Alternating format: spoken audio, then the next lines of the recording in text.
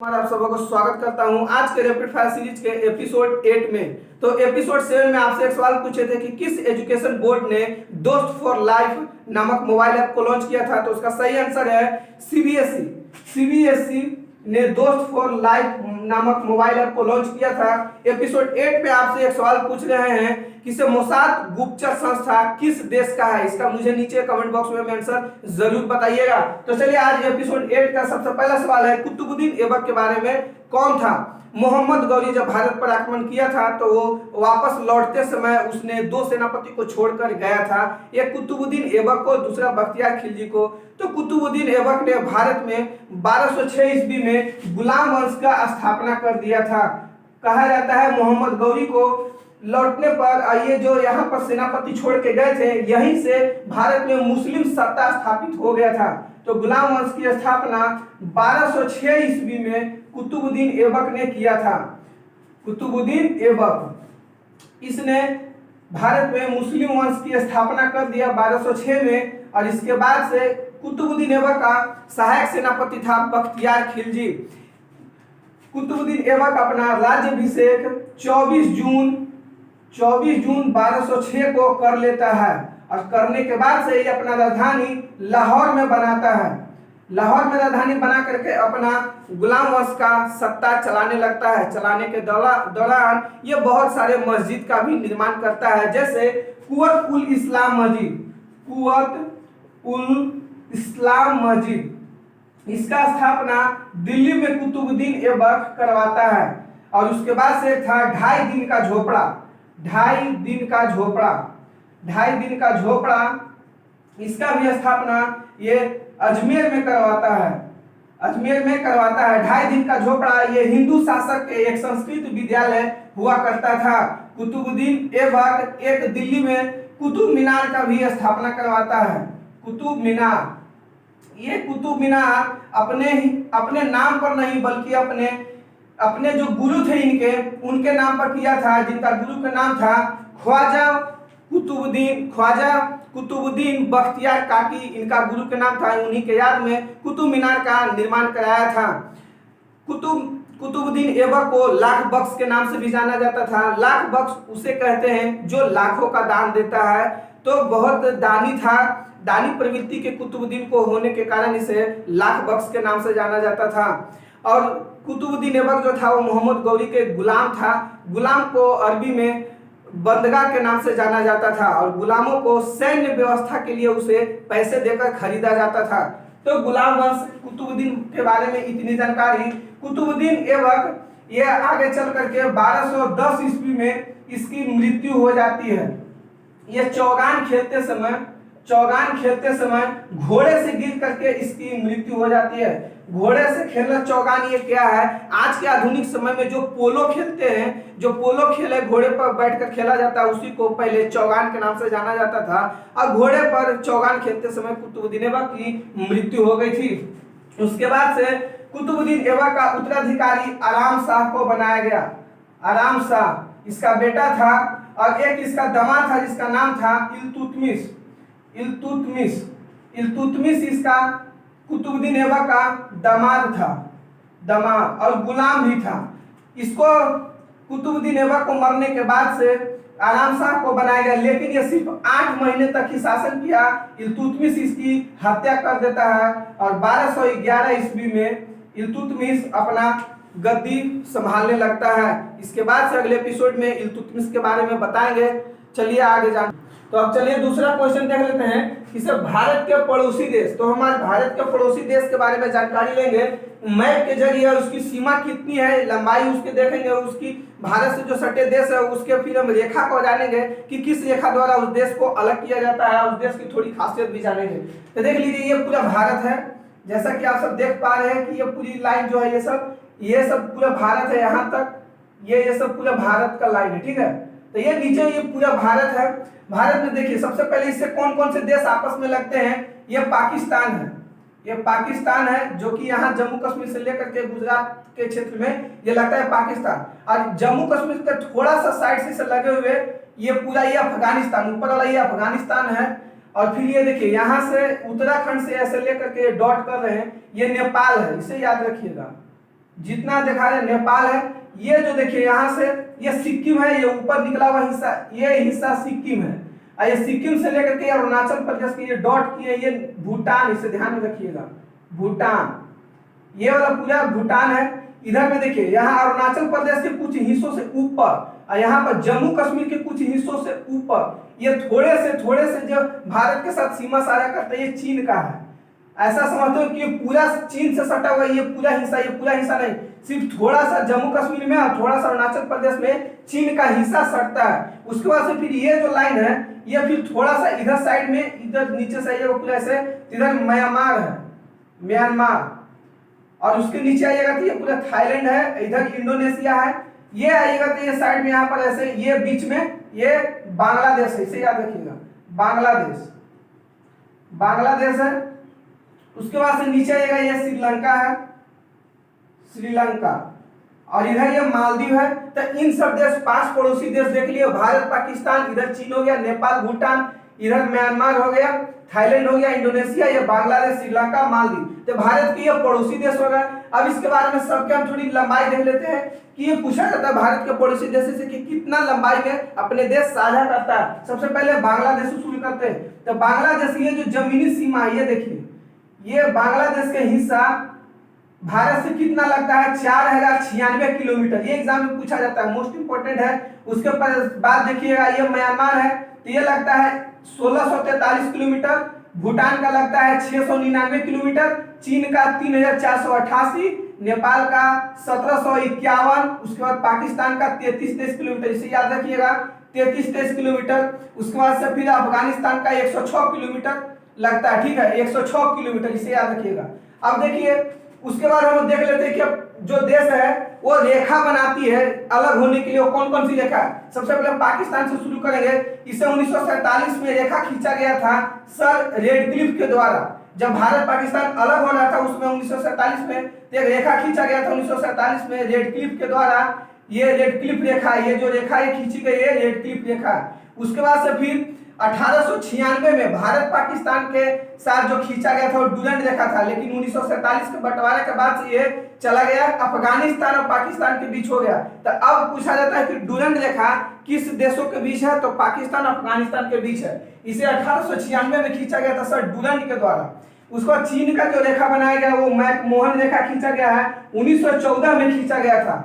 और जो म्यांमार के साथ जो भारत का बॉर्डर बना था, यहाँ पर एक पहाड़ी है, जैसे हिमालय यहाँ से ऐसे आया है, हिमालय यहाँ से आने के बाद यहाँ से यही हिमालय से नीचे की मुड़ गया है, तो यही बॉर्डर बनाती है पहाड़ी। इस पहाड़ी को म्यांमार की तरफ इधर में अरुणाचल प्रदेश साइड में इसको पटकाई बूम की पहाड़ी, पटकाई की पहाड़ी कहा जाता है, जो भारत को म्यांमार से अलग करती है। उसके बाद से फिर देखिए इधर श्रीलंका है, श्रीलंका को भारत से अलग करती है जल के द्वारा। तो जल के द्वारा जिस जल, इस संधि का नाम है पाक जल संधि, यही भारत श्रीलंका को अलग करता है। ये हो गए। अब इसके बारे में जान लीजिए कुछ मुख्य बात है कि भारत के हम चारों तरफ के पॉइंट के देखेंगे कि इससे भारत के सबसे उत्तरी पॉइंट क्या कहलाता है, दक्षिणी, पूर्वी और पश्चिमी के बारे में। तो इसके बारे में देख लीजिए, हम डिटेल से बताते हैं। इसके स्क्रीनशॉट लेना तो ले लीजिए। तो चलिए इसके बारे में हम बताते हैं। देखिए हम ये सीरीज को 10 सवाल को लेके आते हैं, जिसको हम पूरे डिटेल में इसको बताते हैं। तो इसे तुरंत देख करके पॉज करके इसे देखते रहिएगा और लिखते रहिएगा, सारे चीज को नोट्स करते जाइएगा, नोट कीजिएगा तो ज्यादा आपको फायदा करेगा। तो चलिए अब हम देखते हैं कि भारत के चारों तरफ में मेन कौन है। जैसे मान लीजिए कि इसको हम भारत है, ठीक है, तो भारत के पूर्वी में अरुणाचल प्रदेश, इसको पूरा लिख देते हैं, अरुणाचल प्रदेश। अरुणाचल प्रदेश में सबसे पूर्वी पॉइंट जो है वो कहलाता है वलांगू। वलांगू भारत के सबसे पूर्वी भाग क्या कहलाता है, वलांगू, जो अरुणाचल प्रदेश में है। सबसे उत्तरी में कहलाता है इंदिरा कौल, ये सब नोट करते जाइएगा, इंदिरा कौल जो ये जम्मू कश्मीर में है, इसे याद कीजिएगा। दक्षिणी में सबसे है इंदिरा पॉइंट, इंदिरा पॉइंट,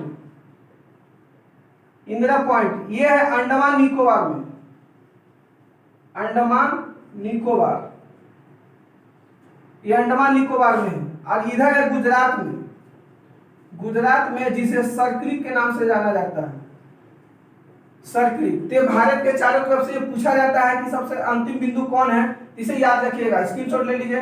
अगला हमारा सवाल है आरबीआई के बारे में। इसे ध्यान से समझिएगा। आरबीआई की स्थापना 1 अप्रैल 1935 को किया गया था। आरबीआई, जिसको reserve bank of India, reserve bank of India, इसकी स्थापना 1 अप्रैल 1935 को किया गया था। भारत शासन के अधिनियम 1935 के द्वारा इसे हिल्टन आयोग के द्वारा बनाया गया था। हिल्टन आयोग के द्वारा इसे तैयार किया गया था। इसको बैंकों का बैंक कहते हैं। इसका मुख्यालय मुंबई में है। इसकी राष्ट्रीयकरण किया गया था 1949 ईस्वी में। 1949 ईस्वी में इसका राष्ट्रीयकरण किया गया था। और इसके जो पहले जो गवर्नर बने थे वो थे सर स्मिथ, जो एक अंग्रेज थे, और एक थे जो भारतीय सबसे पहले जो गवर्नर बना है, भारतीय सबसे पहला भारतीय गवर्नर जो बना था वो बने थे सीडी देशमुख। इन्हीं के कार्यकाल में आरबीआई का राष्ट्रीयकरण किया गया था। वर्तमान में जो गवर्नर है, वर्तमान में गवर्नर है शक्तिकांत दास। इस आरबीआई की स्थापना इसमें 5 करोड़ रुपए से शुरुआत किया गया था। इस आरबीआई की स्थापना 5 करोड़ रुपए से शुरुआत किया गया था। तो इसकी आरबीआई के बारे में इतना है। फिर देख लीजिए 1784, 1793 और 1813 के एक्ट के बारे में इसे ध्यान से समझिएगा। ये क्या है एक्ट? 1784 में जो एक्ट आया था, इस एक्ट के तहत ये कहा गया था भारत में 2 बोर्ड की स्थापना किया गया था, जिसे बोर्ड ऑफ कंट्रोल और बोर्ड ऑफ डायरेक्टर्स के नाम से जाना जाता था। तो जो बोर्ड ऑफ डायरेक्टर्स थे, इसका काम था कि व्यापारिक मामलों का देखरेख करना, और जो बोर्ड ऑफ कंट्रोल था, इसका राजनीतिक मामलों की देखरेख करना था। राजनीतिक मामलों की देखरेख करना था। भारत में जो भी व्यापारिक मामला चलेगी उसकी सूचना ब्रिटिश सरकार को बोर्ड ऑफ डायरेक्टर्स देगी, और राजनीतिक मामले को कौन देगा? बोर्ड ऑफ कंट्रोल देगा। इसके बाद से फिर आया 1793 की एक्ट। ये कहा गया था 1784 के एक्ट में, और 1793 के जब एक्ट आया, इसमें कहा गया कि जितने भी बोर्ड के जितने भी कर्मचारी हैं उनको वेतन एवं भत्ता भारतीय राजस्व से दिए जाएंगे। मतलब कि भारत में जो टैक्स वसूला जाएगा उसे से ही उन लोगों को वेतन एवं भत्ता दिया जाएगा। तो वेतन और भत्ता देने की बात कही गई थी 1793 में, और 1813 में कहा गया था सबसे पहले ब्रिटिश सरकार द्वारा ब्रिटिश कंपनी जो थी उसको 20 सालों के लिए एक अधिकार दे दिया गया था। मतलब 20 सालों तक भारत में व्यापार करेगी कंपनी। तो 20 वर्षों के लिए व्यापार करने के लिए कंपनी को बढ़ा दिया गया था। और इसके तहत क्या किया कि इसे कह दिया गया कंपनी को कि भारत में अब आपका व्यापारिक एकाधिकार को समाप्त कर दिया जाएगा। जैसे कि ब्रिटिश से कंपनी में कुछ काम करने वाले कर्मचारी थे, सिर्फ उन्हीं को भारत में व्यापार करने के लिए अनुमति मिला था, और जो ब्रिटिश नागरिक आए थे उन्हें व्यापार करने के एकाधिकार नहीं प्राप्त था। तो इस 1813 के एक्ट के तहत ब्रिटिश नागरिक को भी कुछ हिस्सों में व्यापार करने का मौका मिल गया, उन्हें अनुमति मिल गई। लेकिन सिर्फ 2 ऐसी चीज हैं जहां पर सिर्फ कंपनी का एकाधिकार बरकरार रह गया, जैसे कि चीन के साथ व्यापार करना और एक चाय के साथ। चीन जो देश है उसके साथ व्यापार करना सिर्फ कंपनी ही करती, और जो भारत के पूर्वोत्तर क्षेत्र में जो चाय के ऊपर व्यापार करना था वो सिर्फ ब्रिटिश कंपनी द्वारा ही किया जाता। बाकी के भारत में व्यापार करने के लिए ब्रिटिश नागरिक भी कर सकता था। ठीक है। इसके तहत फिर कहा गया कि 1813 के एक्ट में ये बात बोला गया कि जो ईसाई पादरी थे,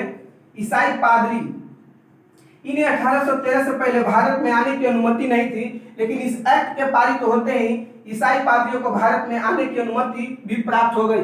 इसके बाद से फिर खगोलीय दूरी के मापन के बारे में, इसके बारे में जानिएगा। खगोलीय दूरी की मापन 3 है, इसे आप समझिए। सबसे पहला प्रकाश वर्ष।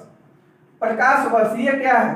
प्रकाश द्वारा एक वर्ष में तय की गई कुल दूरी प्रकाश वर्ष कहलाता है। तो एक प्रकाश वर्ष बराबर, एक लाइट ईयर बराबर होता है 9.46 into 10 to the power 15 metre, और नहीं तो 9.46 into 10 to the power 12 kilometre होता है।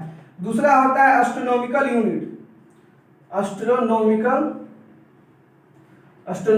यूनिट, जिसे हम लोग खगोलीय इकाई के नाम से जानते हैं। ये होता है पृथ्वी और सूर्य के मध्यम दूरी को हम लोग खगोलीय दूरी कहते हैं। यह होता है 1.496 इंटू 10⁻11 मीटर। और एक होता है पारसेक। पारसेक, पारसेक दूरी की सबसे बड़ी इकाई होती है। सबसे बड़ी इकाई, सबसे बड़ी होती है दूरी की इकाई, सबसे बड़ी दूरी की इकाई है पारसेक, इसे याद रखिएगा। तो एक पारसेक के बराबर होता है 3.26 इंटू 10⁻16 मीटर, और नहीं तो एक पारसेक के बराबर होता है 3.26 इंटू 3.26 लाइट ईयर, प्रकाश वर्ष, ये होता है। इसे याद रखिएगा, सबसे बड़ी होती है पारसेक, उसके बाद से होता है खगोलीय दूरी जो एस्ट्रोनॉमिकल यूनिट कहलाता है, और फिर होता है प्रकाश वर्ष। प्रकाश वर्ष, सॉरी, खगोलीय दूरी लास्ट सबसे छोटा होता है, प्रकाश वर्ष, इसके बाद से खगोलीय दूरी। खगोलीय दूरी ये होता है, इसे याद रखिएगा, बड़ा सबसे बड़ा पारसेक, प्रकाश वर्ष और खगोलीय दूरी, इसे याद रखिएगा। अगला सवाल है नाभिकीय संलयन। नाभिकीय संलयन क्या होता है? जब चार छोटे छोटे नाभिक मिल करके एक बड़ा भारी नाभिक का निर्माण करते हैं तो उसे नाभिकीय संलयन कहते हैं। विखंडन होता है, बड़ा नाभिक छोटे नाभिक में टूटता है, और संलयन कहलाता है किसे जब छोटे छोटे नाभिक मिलकर बड़ा बनते हैं। जैसे कि हाइड्रोजन को ले लेते हैं, हाइड्रोजन नाभिक क्या करता है, ये हीलियम में जब बन जाता है, जैसे कि हम 4 हाइड्रोजन नाभिक ले लेते हैं, 4 हाइड्रोजन नाभिक हो गया, तो इसे क्या करेंगे, हाइड्रोजन के क्रम संख्या तो एक ही होता है, लेकिन 4 को लेंगे तो इसकी द्रव्यमान 4 हो जाएगी। तो 4 देखिए किस तत्व का होता है, हीलियम का, तो हीलियम हो गया, ये दूसरे नंबर पर आता है। तो ये देखिए हाइड्रोजन का हम प्रयोग किए हैं ईंधन के रूप में, ऐसे जो बन के निकला है हमको संलयन करके वो बन गया हीलियम, तो हीलियम हमारा उत्पाद हो गया। तो नाभिकीय संलयन सबसे अधिक हाइड्रोजन में ही होता है, ठीक है, इसे याद रखिएगा। नाभिकीय संलयन जो होता है ये 2 प्रकार का होता है, संलयन अभिक्रिया 2 प्रकार का होता है, एक होता है नियंत्रित, नियंत्रित, और दूसरा होता है अनियंत्रित। अनियंत्रित, अनियंत्रित में जो होता है इसमें hydrogen bomb, hydrogen bomb, hydrogen bomb अनियंत्रित के ऊपर काम करता है। हाइड्रोजन बम का आविष्कार 1952 ईस्वी में एडवर्ड टेलर ने किया था।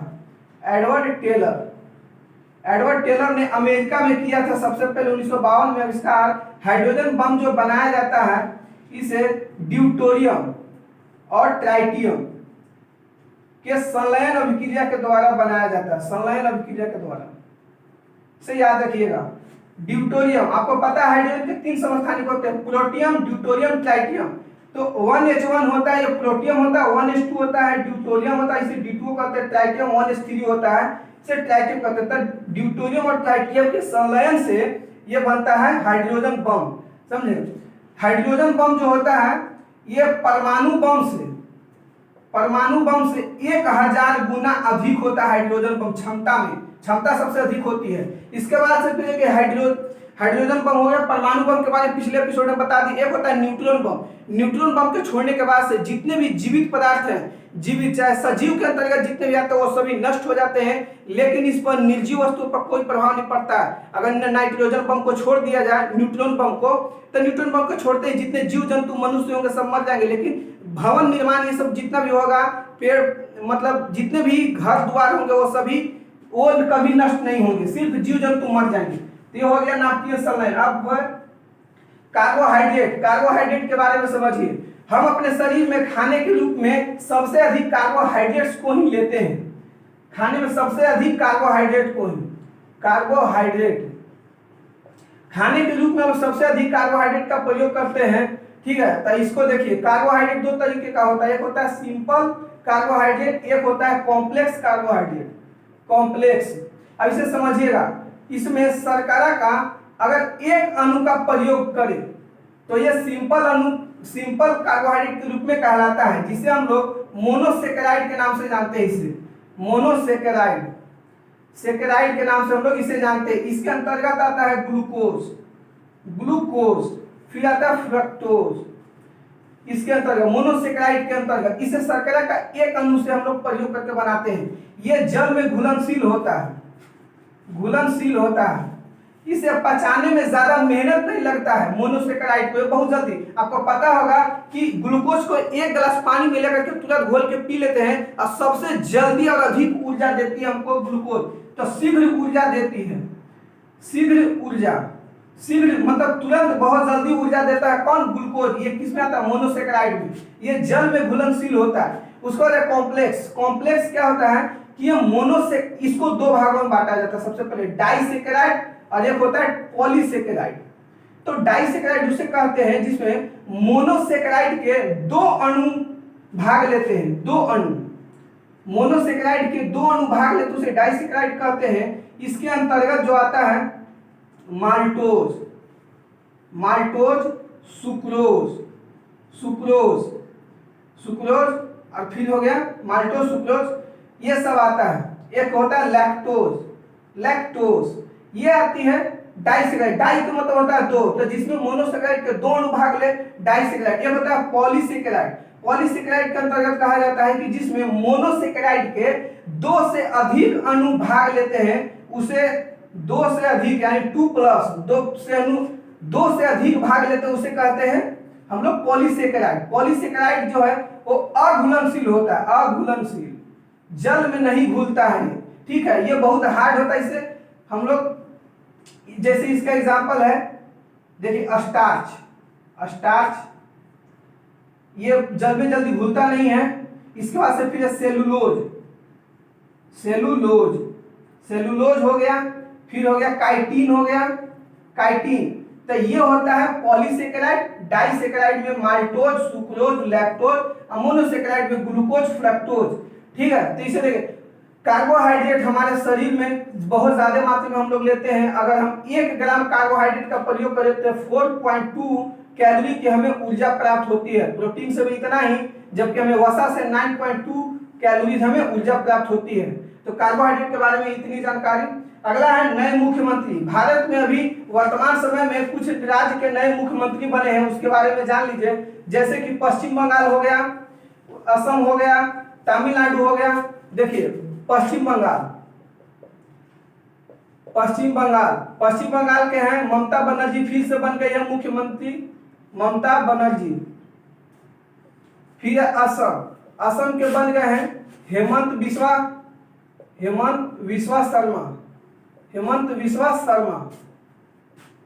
और तमिलनाडु, तमिलनाडु के भी नए बने हैं, तमिलनाडु यहाँ का भी बने हैं एमके स्टालिन, एमके स्टालिन। तो इसे याद रखिएगा, मोस्ट इंपोर्टेंट है। बंगाल का ममता बनर्जी, असम के हेमंत बिस्वा शर्मा, तमिलनाडु के एमके स्टालिन। अगला है महारत्न कंपनी, इसे याद रखिएगा। भारत में जो महारत्न कंपनियां जो घोषित किया गया है 10 लोगों को घोषित किया गया है। इसे सीरीज में याद रखिएगा। जैसे कैसे? सेल, गेल, भेल, भेल, इसे फिर ऐसे याद रखिएगा ओएनजीसी, एनटीपीसी, एनटीपीसी, ओएनजीसी, ये दो हो गया। आप फिर ऐसे याद रखिएगा आईओसीएल, बीपीसीएल, एचपीसीएल, और फिर याद रखिएगा आईओसीआईएल, सीआईएल, और एक होगा पीजीसीआई, पीजीसीआई। ये आपको 10 को होगी महारत्न कंपनी। ठीक है, 10 महारत्न कंपनी। सेल के जो अभी वर्तमान में चेयरमैन है वो है शोभा मंडल, शोभा मंडल। गेल, गेल के हैं, गेल के हैं मनोज जैन, मनोज जैन। एनटीपीसी गुरदीप सिंह, गुरदीप सिंह। ये सभी को नोट करते जाएगा। ओएनजीसी के हैं शशि शंकर, शशि शंकर, शशि शंकर। ये मोस्ट इंपोर्टेंट ऐसे याद रखिएगा। सेल, गेल, भेल, NTPC, ONGC, IOCL, BPCL, HPCL, CIL, PGCL. ये 10 महारत्न कंपनी है। अगला है कलिंग पुरस्कार। कलिंग पुरस्कार के बारे में समझ जाइए। कलिंग पुरस्कार ये दिया जाता है, कलिंग पुरस्कार को उड़ीसा में दिया जाता है, उड़ीसा में दिए। देखिए कलिंग पुरस्कार, इसके बारे में समझ लीजिए अच्छे से। कलिंग पुरस्कार उड़ीसा को पहले पुराने नाम में, पुराने जमाने में इसे कलिंग के नाम से जाना जाता था। यहीं पर अशोक ने कलिंग युद्ध किया था, उसके बाद से अशोक का हृदय परिवर्तन हो गया था। तो कलिंग उड़ीसा को कहा जाता है। और उड़ीसा, इसको उड़ीसा की स्थापना 1 अप्रैल को उड़ीसा दिवस के रूप में मनाते हैं, या फिर इसी को हम लोग उत्कल दिवस के नाम से जानते हैं। उत्कल दिवस के रूप में इसी को मनाते हैं। यहाँ पर बीजू पटनायक, बीजू पटनायक। बीजू पटनायक एक कलिंग पुरस्कार की शुरुआत किए थे, बीजू पटनायक द्वारा शुरू किया गया था 1952 ईस्वी में। इसे विज्ञान के क्षेत्र में दिया जाता था, विज्ञान के क्षेत्र में। लेकिन आगे चल करके क्या हुआ, किसे इसे यूनेस्को ने फिर इस पुरस्कार को देना शुरुआत कर दिया। आगे चल करके फिर यूनेस्को फिर इस पुरस्कार को देना शुरू कर दिया विज्ञान के क्षेत्र में कलिंग पुरस्कार को। तो ये कलिंग पुरस्कार से इतनी जानकारी। बीजू पटनायक जो है, इन्होंने एक पार्टी भी शुरू किए थे, बीजू जनता दल, से याद रखिएगा, बीजू जनता दल। और इसी के नेता वर्तमान में अभी इसी पार्टी के नेता हैं नवीन पटनायक। नवीन पटनायक जो बीजू पटनायक के बेटा हैं, जो वर्तमान में उड़ीसा के मुख्यमंत्री बने हुए हैं। नवीन पटनायक जो बीजू जनता दल का स्थापना बीजू पटनायक नहीं किए थे, तो इन्हीं के इसी पार्टी के हैं नवीन पटनायक, जो बीजू पटनायक के बेटा हैं, जो वर्तमान में उड़ीसा के मुख्यमंत्री हैं। तो हमारे 10 क्वेश्चन का सीरीज समाप्त होता है। अगर वीडियो अच्छा लगे तो लाइक शेयर कमेंट जरूर कीजिएगा। और थैंक यू, जय हिंद।